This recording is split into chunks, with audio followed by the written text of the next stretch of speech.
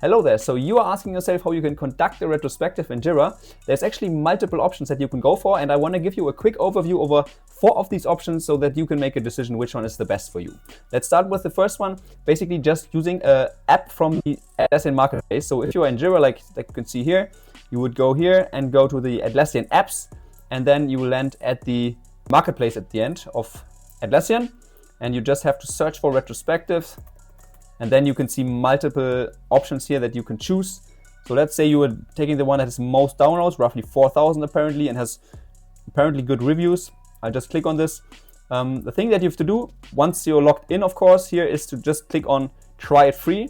One thing that you should have a look at is the pricing. So typically it's free for up to 10 users, but once you are beyond 10, then it starts to cost some money. In this case, it's $30 apparently per month for these 11 persons in your team.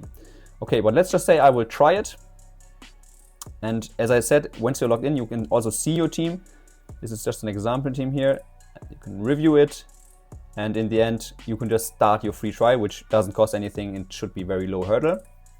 Okay, I've tried it for free now. And once I updated this page here, then I was able to see this area here. So now you just have to click on this button here, and then you can just go through the onboarding flow.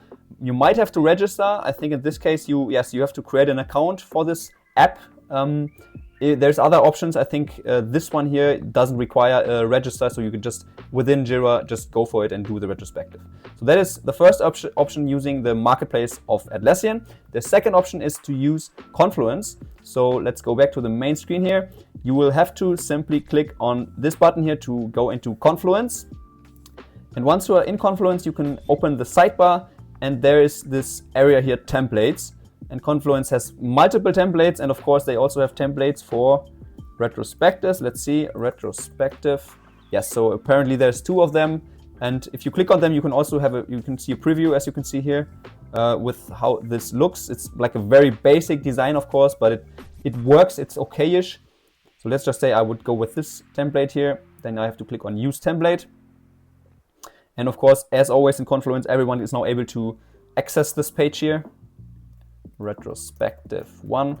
And then everybody can just list their feedback points here in this table. So it's a very basic version, but it's working okay if you don't have any other option. To be honest, I wouldn't recommend it. I would recommend to choose a dedicated tool, but this is also working fine.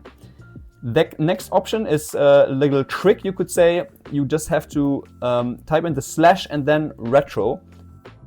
Be able to see this whiteboard template, you could say, because if I click on this now, then this opens up a whiteboard in Confluence.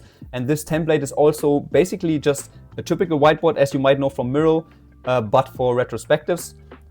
Let's see. Yeah, here we go. So it's just these multiple columns, what went good, what went bad, and what are ideas we can improve, and what are action items. So you can note them down here. So it's not perfectly integrated into Jira because you don't have the action items that are being tracked directly. You have to manually put them into Jira afterwards, but it's also okay if you prefer the whiteboard version. So this is option number 3 to conduct a retrospective in the Jira platform, not directly in Jira, but at least in Confluence, which is tightly connected.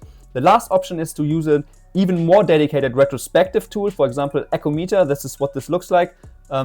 The nice thing about this is that it also has an integration to Jira, so you just have to go into the setup, and so there's the integrations in the administration tab in the Echometer tool, and then you can connect it with Jira, which means that the action items that you put down in Echometer will also be visible in Jira directly. And the advantage of such a dedicated tool is that it has way more features than all the other options that I just showed. It starts with the typical columns here, what went well, what didn't go well. And there's many more templates in here, including, for example, also icebreaker templates if you want that. Here you'll be able to review the action items from last time, which are synced to Jira, as I said. And then you can prioritize the feedback that you're seeing here in the columns after you have discussed them, of course. You can decide if it should be an anonymous board or not.